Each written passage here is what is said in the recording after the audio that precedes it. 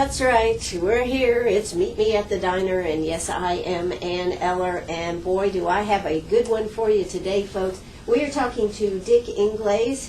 He is originally from Pennsylvania, moved down here after retiring, but he was in pharmaceutical sales, diagnostic sales, opened up some pharmacies, retired, and rediscovered his love of painting. Today, it is my utmost pleasure to introduce to you Dick Inglese. How are you doing today, Dick? Ann, I'm doing fine. I'm doing fine. How about yourself? Very good, very good. It's great to have you here. Well, thank you. It's good to be here. This has been a long time coming. We've talked about this for years, actually, and since you've been here in Greenwood, you have really gotten back into your art. For those of you that are going to check out the video afterwards, we do have some of his artwork here for you to even see. But first off, I want to talk a little bit about where did you grow up? I grew up in New Kensington, Pennsylvania, which surrounds a little town of Arnold that I grew up in. It's the home of Alcoa Aluminum. It is located about 15 miles north of Pittsburgh, Pennsylvania. Well, that is great. So I guess back in the day there were a lot of mills and plants in that area, and I guess that's probably what everybody was kind of expected to do. You're right. I remember when I was a child, my mother used to sweep the pieces of soot off the front porch that came from the mills, the steel mills and the glass works. It was just unbelievable. It was. In today's world, that wouldn't fly, would it? No, the EPA would jump all over that. They would. That's part of the problem, though, isn't it? That they Yes. keep shutting stuff down. That's correct. That's one of our major problems, and they're sending everything abroad now, and they're finding they're getting the pollution. Now they're shutting the mills down. Yeah, so what are we going to do? But you grew up there. You, what were you telling me? What did you want to be when you were 12, 13, 14? I wasn't sure at that point in time. You know, you ask someone what they'd like to be when they grow up, they really don't know what they want to be. So it evolved that I became a school teacher. Why a school teacher? That's interesting. Why didn't you want to go work in the mills? I didn't want to work in the mills. I thought there was more hope for me in life. More hope? My dad always stressed education. He was a perfectionist. And he worked in the mills? He worked in the mills, and he knew what the mills were like. And his parents came to this country in 1905, and they had a lot of hardships. And there was a lot of discrimination. He felt that was the best way for me to get ahead was to get a college education. Now, what is the background of Inglese? Where were your parents from? My father's people were from Naples, Italy, and my mother's people were from Messina, Sicily. So, well, that was a melding of two families. It was worse than you can ever imagine. I can't believe that. They argued over the language, who spoke the correct language, and why don't I learn Italian? And I says, I'm not interested in learning Italian because you two argue all the time over who's correct. Didn't you just come back from a trip to Italy? I took my 7th trip to Italy, yes. But there's a reason why we go to Italy. Okay. We've been abroad probably 30-some times. But the reason we go to Italy is I take the pictures and Karen does all the writing of where we've been. And we like to look at the art galleries and see all the old ruins, the aqueducts, the Colosseums. So we've been to 7 different areas of Italy. It's not we're going back to the same place all the time. So this, I believe, was our final trip. We have finally seen Italy, tasted the foods. We've gone to cooking schools, and it's been a real life's experience. That's great. Did you ever go back to find out, though, where your family and whatnot came from, or did you just avoid that totally? I avoided it totally because my parents weren't wealthy, their parents weren't wealthy, and I was afraid of what I might find. So this way I can daydream about maybe what's in back of me. You know, when you ever see that commercial on TV where the guy goes over, I think it's to Italy, and he has a translator, and it says, my grandfather was from here, and they go, oh, your grandfather, and everything takes off from there. Yes, yeah. I have all the papers and birth certificates on both sides of my grandparents. And we've traveled to the towns that they were raised in, and the churches, but I've never made any attempt to You've never said, I'm looking for my grandfather. I understand. Sometimes that's better to leave it. Well, that's terrific. And, of course, Karen, what was she? She was an English teacher? She was an English teacher. That's what I thought. Her major was English, history, and literature. That's right. And those of you that are listening over there in 96 may know that Karen wrote a column for the Star and Beacon every week.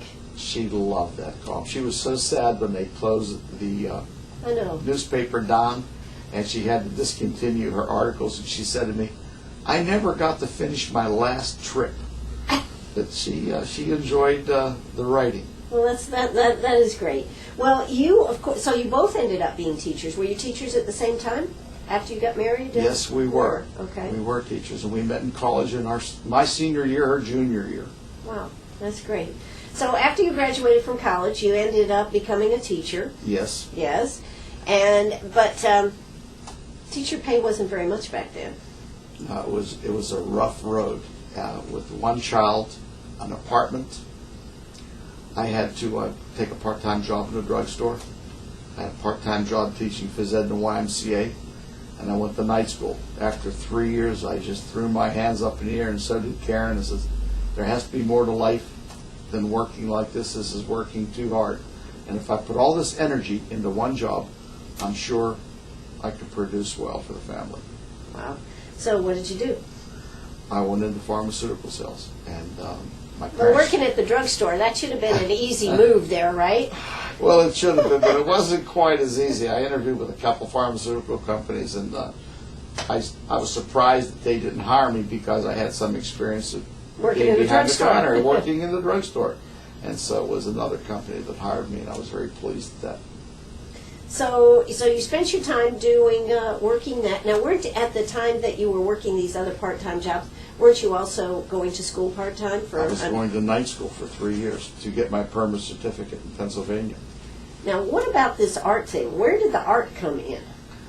Well, way back when I was in college, I was in elementary education. You have to take a couple of art classes. So I took some art classes, and I decided to take some pottery classes and some sketching classes and some painting classes and some art history classes. And pretty soon I ended up with quite a few art classes. And before it was all over, I had 30-some hours in art, and I enjoyed all the different facets of art. So it was a nice experience. So you decided to now, growing up, had you ever had any desire for arts and crafts and projects and all that kind of stuff? I did to a degree when I had to do my own projects for high school or elementary school, but other than that, not really. Not really. You didn't. You weren't like, oh, I like this art stuff. It was just when it happened, but it wasn't a passion. Correct. That's exactly right.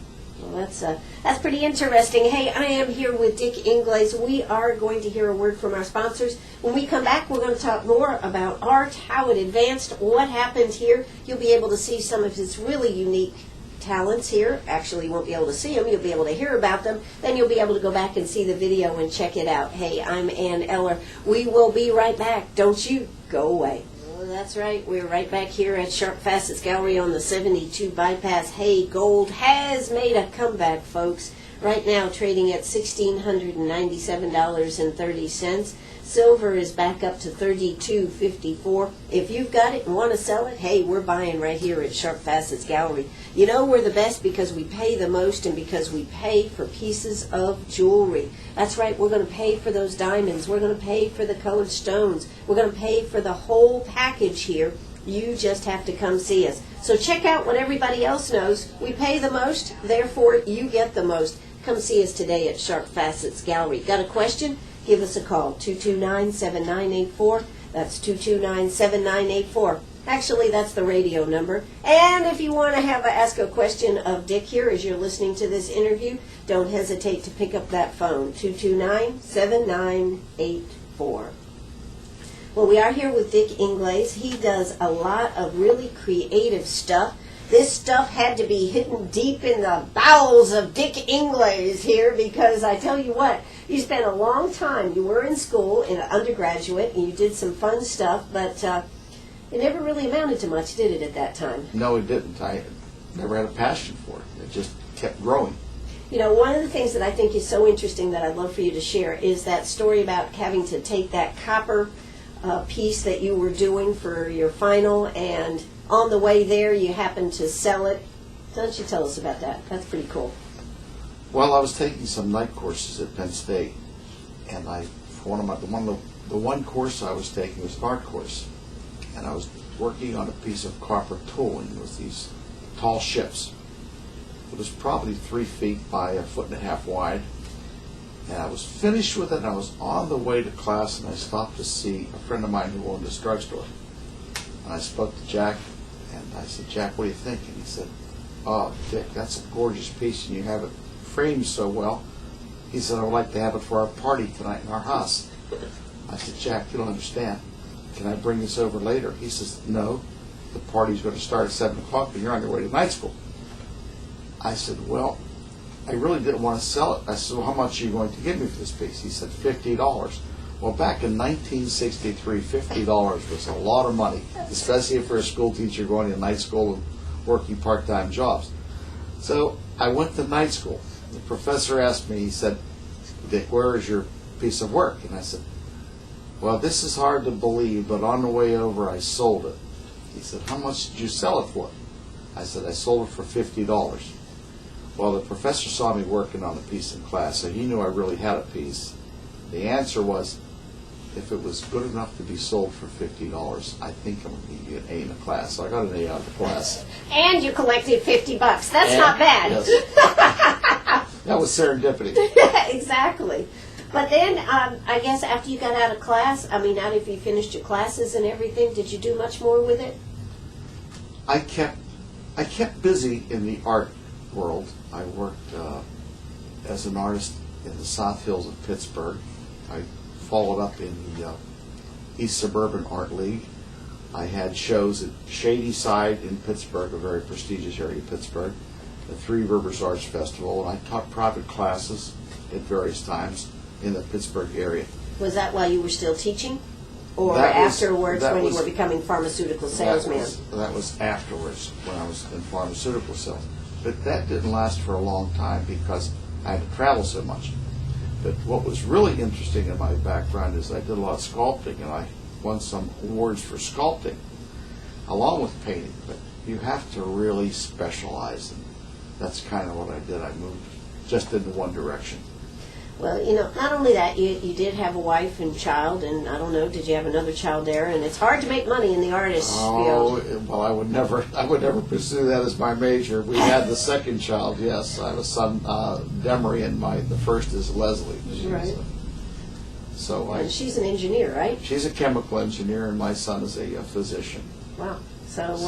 So you must have done well here. You went into pharmaceutical sales, you were traveling all the time, home on Thursday night? Oh, in diagnostic sales, I came home on Thursday nights, and that's when Karen and I had our date night.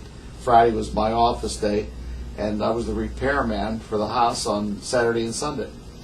Well, that's one way to keep a romance alive. It is tough. My parents lived that lifestyle, and it is tough. In fact, the toughest part for my family was actually Christmas, and actually it would be right about this time of the year. My father would come off the road for 6 or 8 weeks, and we'd all have to live together in one house, with my father there 7 days a week. That's tough. Did you ever experience any of that? I did. I shouldn't even tell this story, but the problem was I came home one time, and my wife said, "You teachers, you treat your salespeople better than your family. You better shape up." So I didn't realize that.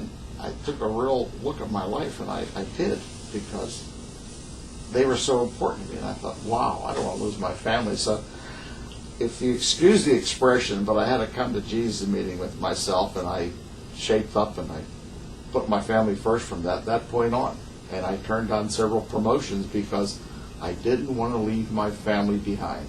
Right, but it's tough, isn't it? Is. And particularly it's when the really mindset, tough. When you're working all the time, and the mindset, and my father's biggest problem was coming home on Friday evening, he was still in go.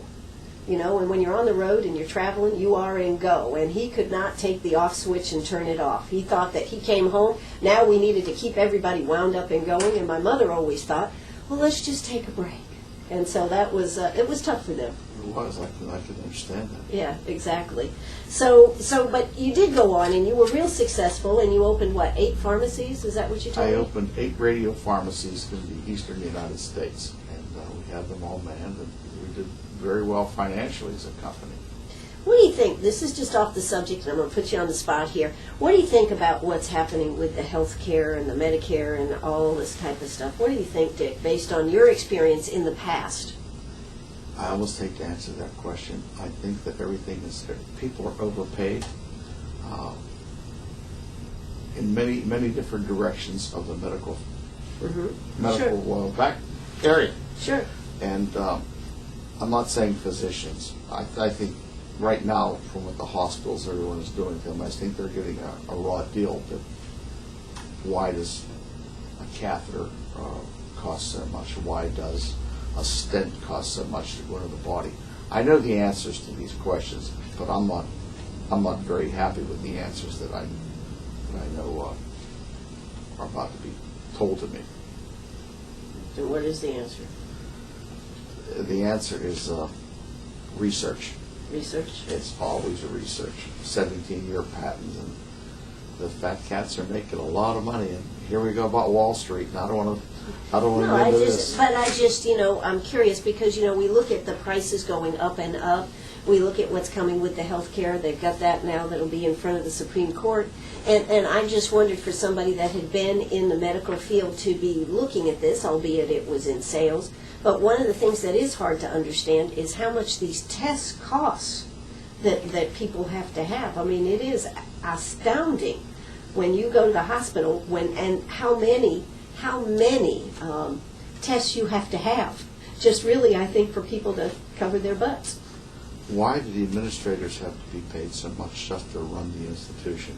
Yeah. This is beyond anything I can imagine. Absolutely. It's all FaceTime. Yeah, it is. It is. So I was just curious because I know you've been in that field, and I know I bet you're glad you're not in it today. I am happy to be retired. I can tell you that right now. Exactly. I hardly remember my former life after 11 years. Wow. Well, maybe there's hope for me then. There is hope. There is. Yeah. Well, I understand that one of the things that you had some heart problems, yes? Yes, this was really strange. A doctor in town found that I had a heart murmur, and I said I couldn't have had a heart murmur. I played football, I wrestled in college, and I ran. I was a distance runner.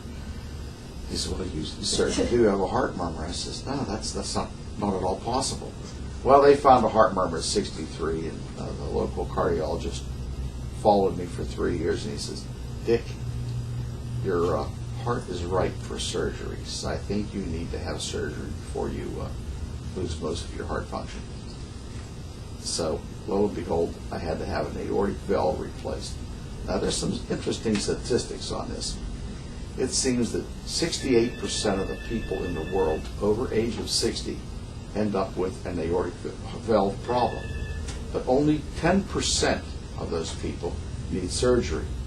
So, lo and behold, 10%? I was in the 10%. My son's laughing at me. He says, "Dad, I knew it. I knew you'd be in that 10%. So what are you going to do? That's just the way things are." Now, do they make a valve for that, or do they use the pig valve? What do I they have do? the porcine valve, the pig valve, and the Okay. reason they gave me that valve is because I was in such good shape. They felt I'd live a longer life, and so when you're apt to live a longer life, they give you the porcine valve.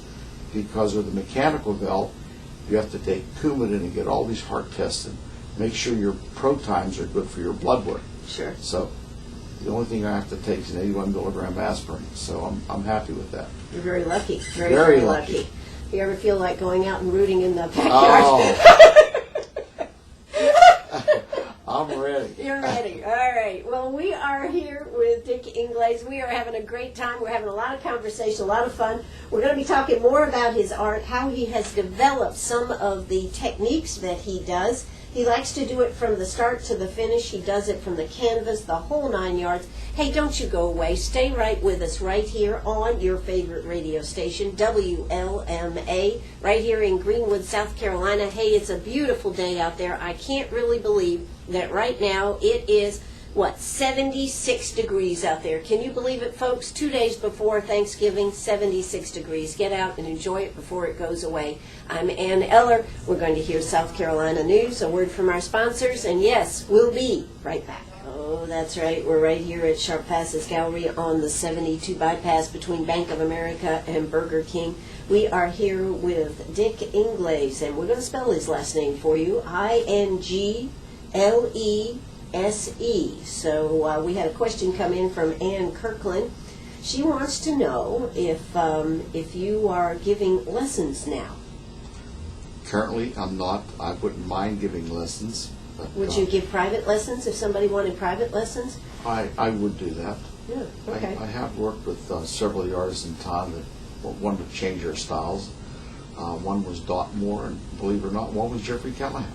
That's terrific. I thought you might be interested in knowing Yeah, that. that is great. That is excellent.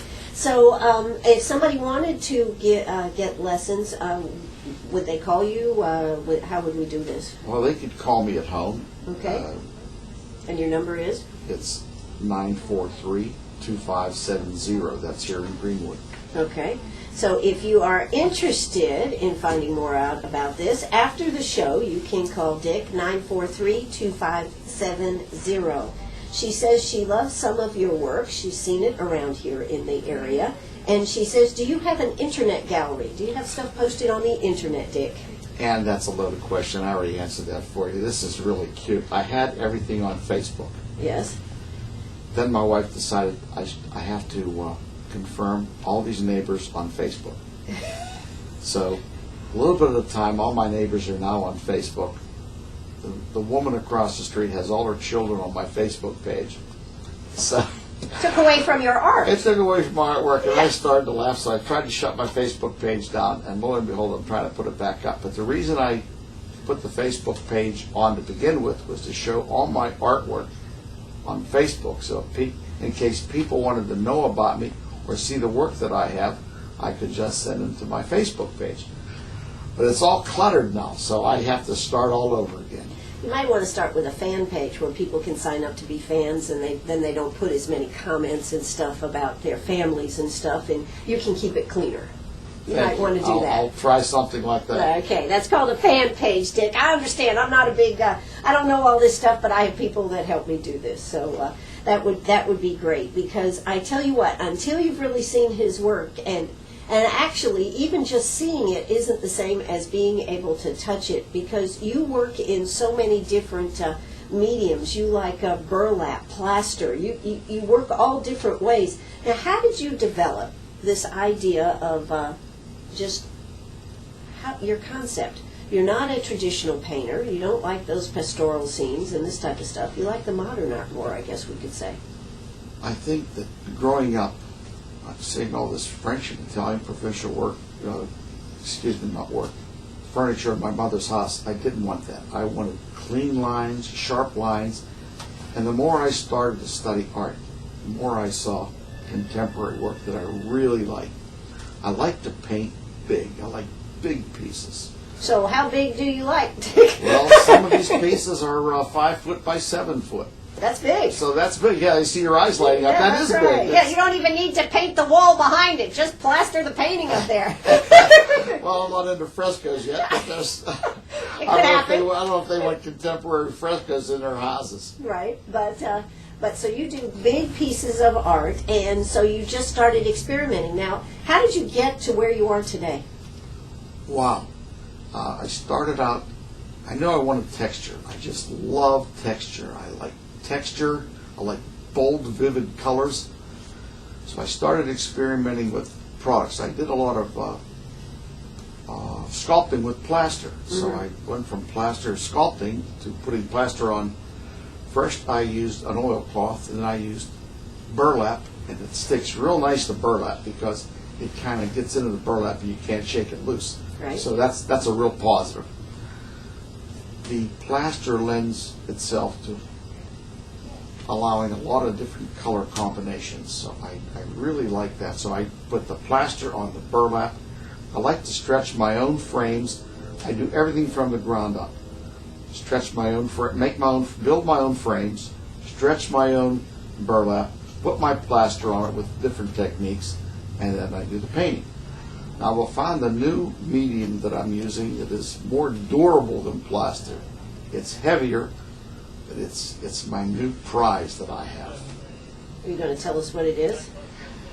Well, I went to Lowe's and I looked around for something that would be real durable, and I found this type of concrete patch, and it is a honey for me. Well, I know this one painting that you did over here, it is made with the concrete.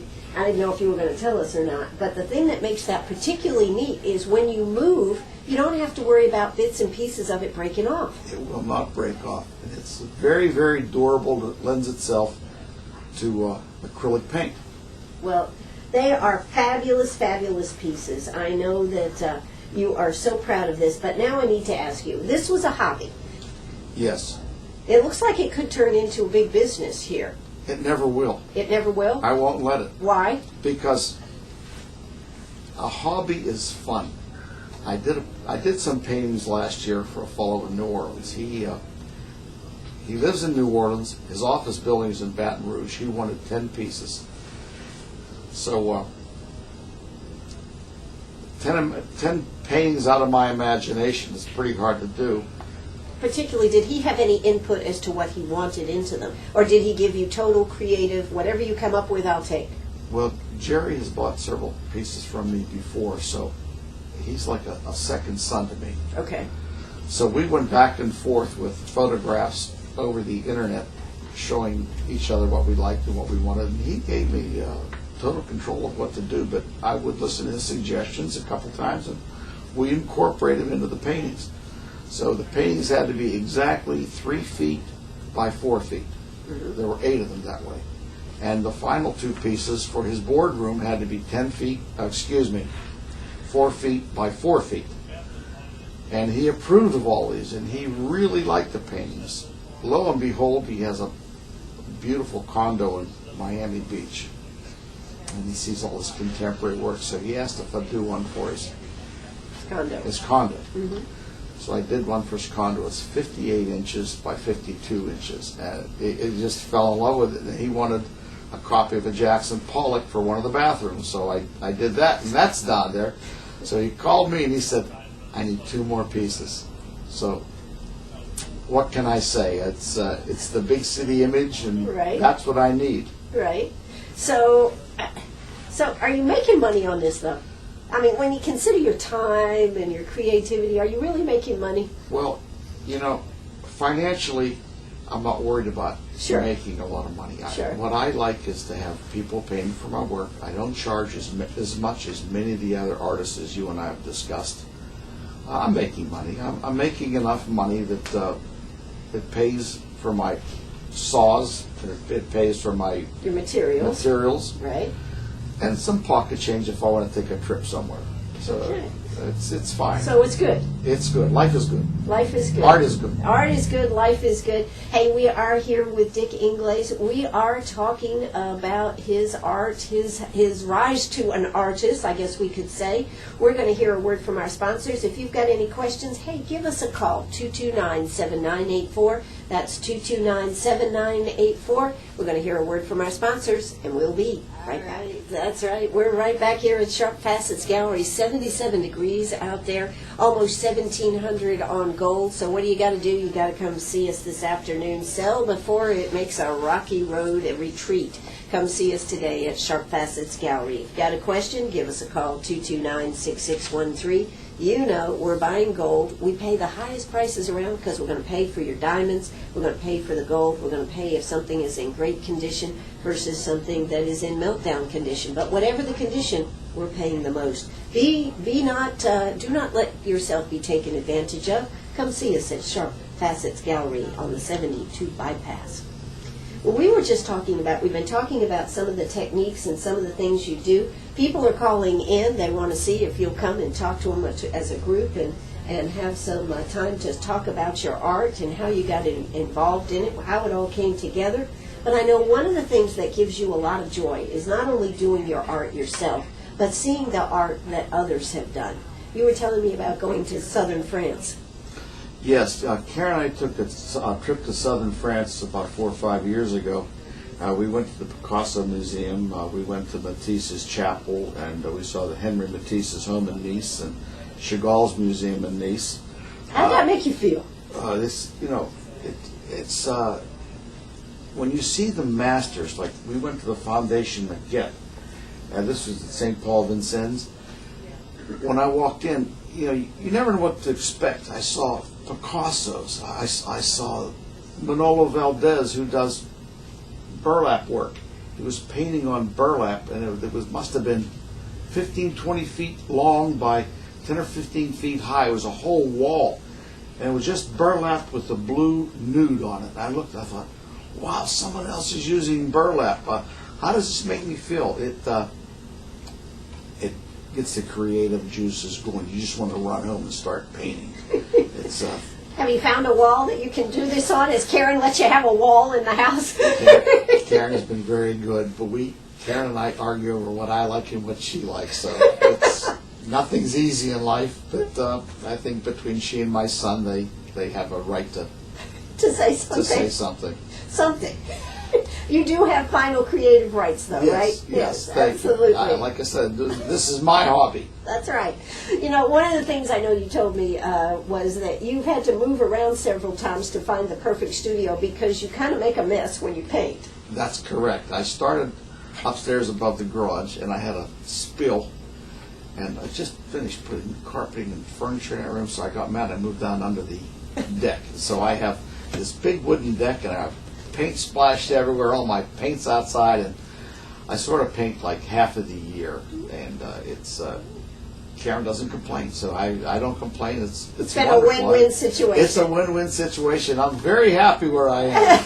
Karen, did you hear that? He's very happy where he's at.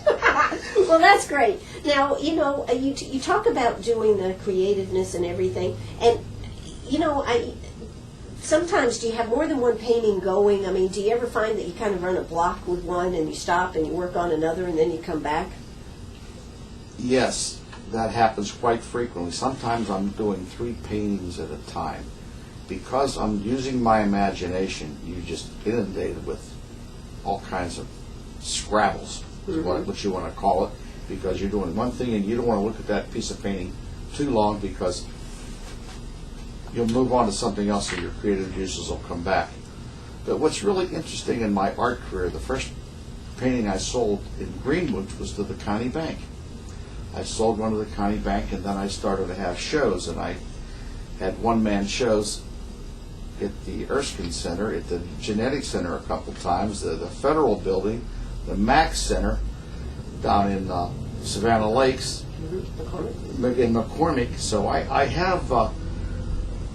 I belong to the Anderson Art League. I belong to the Art League here in Greenwood. So I have participated a lot, but I find that since we had a family problem, I've really crept away from things for the past 3 years, and I just haven't had time. But I'm being forced to have more time because I'm being called upon to sell more artwork. Darn, what a position to be in, an artist that's actually selling art.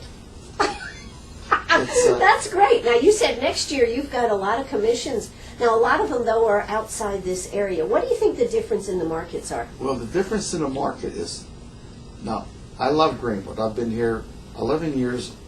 I bought my house 13 years ago. This is, here they're kind of staid. People don't have the big contemporary homes. They have the traditional homes, the traditional furniture. You go to the new revitalized big cities. They want contemporary, they want modern, they want light, they want abstract paintings. Hello. That's where you're at home.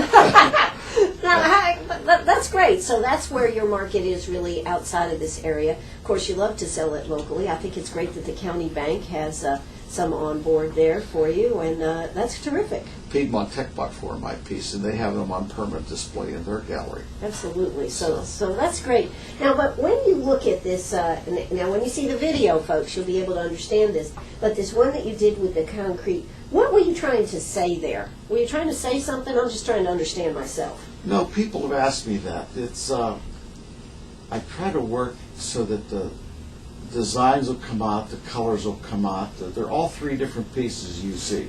I don't like to be stagnant, but I know I'm not answering your question the right way, but I'm answering it to the best of my ability. Sure.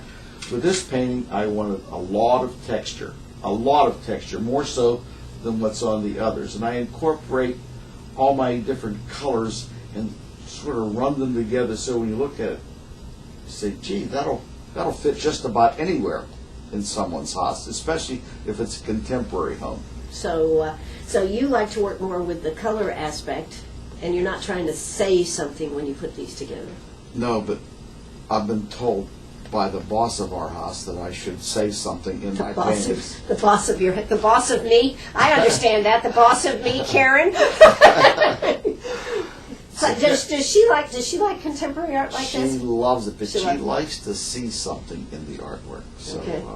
That's what's Have on you my ever done a agenda. painting for Karen that sees something? Yes. Yes. I did a scorpion for her, Okay. and I did a big. For the sake of saying what it is, it's a big purple flower, and she told me to bring that in for you today, but I didn't want to move it around too much. Okay. So I paint whatever she wants, and that's cool. That's fine. Yeah. How do your kids feel about what you do with your art? Well, they have their hands on it and they take everything they can with them. They like my art. My daughter had me do a couple pieces for her house, one for her dining room, a big piece that I did for her, and my son has his artwork all over his big, beautiful condo in New Orleans. Do they ever pay for any of it? My son has. He'll give me some money every now and then for materials, but Now, just tell me the story. This is an interesting story. You had somebody that wanted to paint. He didn't have enough money for it, but he had this really nice carpet, right? oh, the Jerry story. I think that's a great story. Jerry's like my second son. He's a well-to-do young man in New Orleans. He had this Persian carpet, and he saw the painting I did for my son, a dark painting, kind of like the one you're maybe looking at right now. Mm-hmm. And he said, I need that painting. He said, I want that painting. He said, I'll give you the Persian carpet for that painting. And my son said, well, that's my painting. Jerry says, but you don't understand, the Persian carpet's a $12,000 Persian carpet. It's genuine. He said, what do you think? Well, I didn't have anything to say about it. My daughter got the Persian carpet, Jerry got the painting, and I got nothing. But since that time... That's the life of an artist. Well, you know what? You're happy, aren't you? I am very happy. I'm happy that people like my work and happy that people want to see my work. And it's just, I've come further than I ever thought I would in life with this artwork. This is really exciting. You know what I think is neat, Dick, is that, did you have any idea that it could ever turn out this way? I mean, you retired from your diagnostic sales and you came here, but did you ever think that you would really get back into your art so much, or that it could turn into be so satisfying? I'm going to answer that question in a different way. What's going to surprise you is I quit painting for 37 years. Right.